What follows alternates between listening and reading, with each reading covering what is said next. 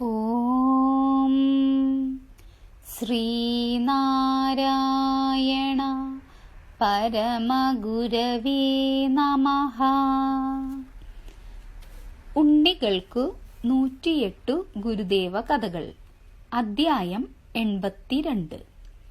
ശിവഗിരിയിലൂടെ ഒരു റിക്ഷാവണ്ടി. ശിവഗിരിയിൽ വിദ്യാലയത്തിന്റെ പണികൾ പുരോഗമിച്ചുകൊണ്ടിരിക്കുന്ന കാലം.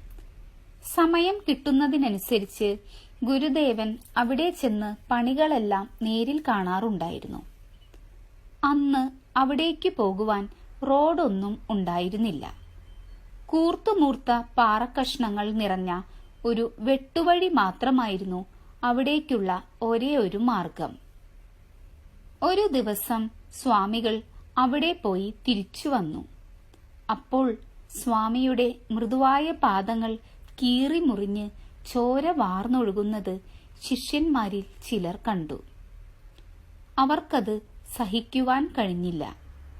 ഗുരുദേവൻ ഏതോ ഔഷധ സസ്യത്തിന്റെ ഇലകൾ പറിച്ച് ഞെക്കിപ്പിഴിഞ്ഞ് മുറിവിലൊഴിച്ചു.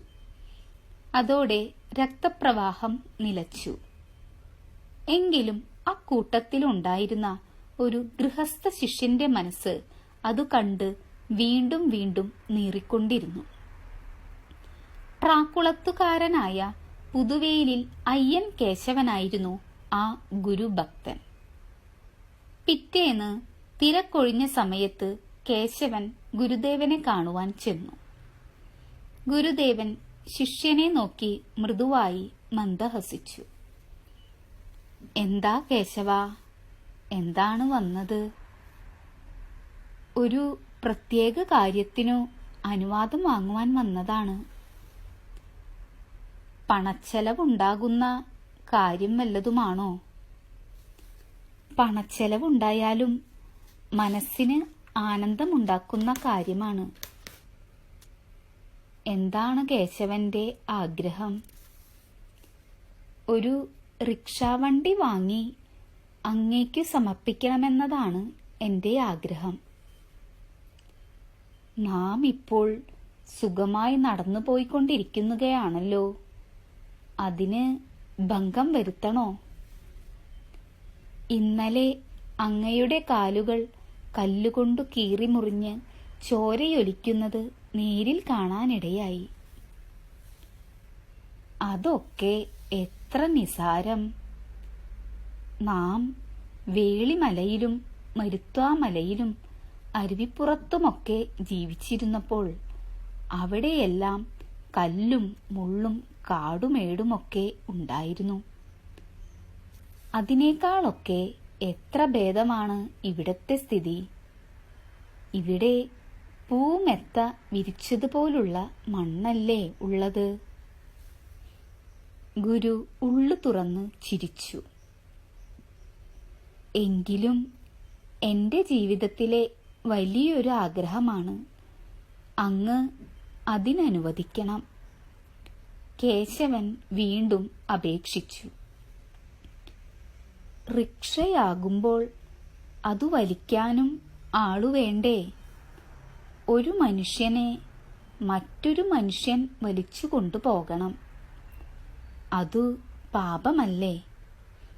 ഗുരുദേവൻ വീണ്ടും മന്ദഹസിച്ചു. അങ്ങയെ റിക്ഷയിലിരുത്തി വലിക്കുമ്പോൾ ഞങ്ങളിൽ എന്തെങ്കിലും പാപമുണ്ടതേ ഇല്ലാതാകും. അങ്ങനെയാണ് വിശ്വാസമെങ്കിൽ ആ വിശ്വാസം രക്ഷിക്കട്ടെ. ഗുരുദേവൻ അനുഗ്രഹിച്ചു. കേശവന്റെ ആനന്ദത്തിനു അതിരില്ലായിരുന്നു. അദ്ദേഹം അന്നു തന്നെ പ്രാക്കുളത്തുള്ള വീട്ടിലേക്കു പുറപ്പെട്ടു. അവിടെ ചെന്ന് റിക്ഷ വാങ്ങുന്ന കാര്യമെല്ലാം വിശദമായി ചർച്ച ചെയ്തു. കുടുംബാംഗങ്ങളുടെ അനുവാദത്തോടെ കേശവൻ റിക്ഷ വാങ്ങുവാനായി കൊച്ചിയിലേക്കു പുറപ്പെട്ടു. കേശവന് കൊച്ചിയിലെ കയറു കമ്പനിക്കാരുമായി നല്ല ബന്ധമുണ്ടായിരുന്നു. അദ്ദേഹവും പേരുകേട്ട ഒരു വ്യാപാരി ആയിരുന്നു. കേശവനെ എല്ലാവരും കേശവൻ മുതലാളി എന്നാണ് വിളിച്ചിരുന്നത്. ഗുരുദേവന് സമ്മാനിക്കുവാൻ പറ്റിയ നല്ലൊരു റിക്ഷ വാങ്ങിത്തരണമെന്ന് കേശവൻ മുതലാളി കയറു കമ്പനി ഉടമകളോട് അപേക്ഷിച്ചു. അവർ പുതിയ റിക്ഷ ആവശ്യപ്പെട്ടുകൊണ്ട് അന്നു തന്നെ ജപ്പാനിലേക്കു കത്തെഴുതി. ഒന്നാന്തരം റിക്ഷാവണ്ടി ജപ്പാനിൽ നിന്നും കൊച്ചിയിലെത്തി. അങ്ങനെ 700 രൂപ വില വരുന്ന ഒന്നാന്തരം റിക്ഷാവണ്ടി ജപ്പാനിൽ നിന്നും കൊച്ചിയിലെത്തി. അവിടെ നിന്ന് വള്ളത്തിൽ കയറ്റി പ്രാക്കുളത്തെത്തിച്ച് മനോഹരമായി പെയിന്റ് ചെയ്തു. ഒടുവിൽ റിക്ഷാവണ്ടി വർക്കല വഴി ശിവഗിരിയിലെത്തി. വർക്കലയിൽ നിന്നും പഞ്ചവാദ്യത്തിന്റെ അകമ്പടിയോടെയാണ് വണ്ടി ശിവഗിരിയിൽ കൊണ്ടുവന്ന് ഗുരുദേവന് സമർപ്പിച്ചത്. ധാരാളം ആളുകൾ മഠത്തിന്റെ മുറ്റത്ത് തടിച്ചുകൂടിയിരുന്നു. ഈ കൊട്ടും കുഴലും കുരവയുമൊക്കെ കേട്ടപ്പോൾ ഗുരുദേവൻ പറഞ്ഞു, കേശവ, ഇത്രയും പണമുണ്ടായിരുന്നുവെങ്കിൽ നമുക്ക് പാവപ്പെട്ട കുട്ടികളുടെ പഠനകാര്യത്തിന് ചെലവാക്കാമായിരുന്നു. അപ്പോഴും ഭക്തജനങ്ങൾ ആഹ്ലാദ തിമിർപ്പിലായിരുന്നു. കേശവൻ മുതലാളി മുന്നോട്ടു വന്നിട്ടു പറഞ്ഞു, ഗുരു, ഞങ്ങൾക്ക് ഒരപേക്ഷ കൂടിയുണ്ട്. എന്താണ്, കേൾക്കട്ടെ. അങ്ങ് റിക്ഷയിൽ കയറിയിരിക്കണേ.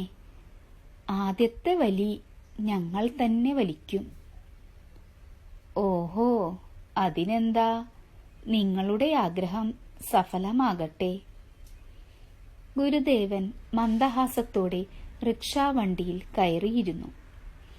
കേശവൻ മുതലാളിയും പ്രാക്കുളത്തെ കുഞ്ഞൻ മുതലാളിയും കൂടി റിക്ഷാവണ്ടിയുടെ 2 കൈയും പിടിച്ച് കുറച്ചുനേരം മുന്നോട്ടു വലിച്ചുകൊണ്ടുപോയി.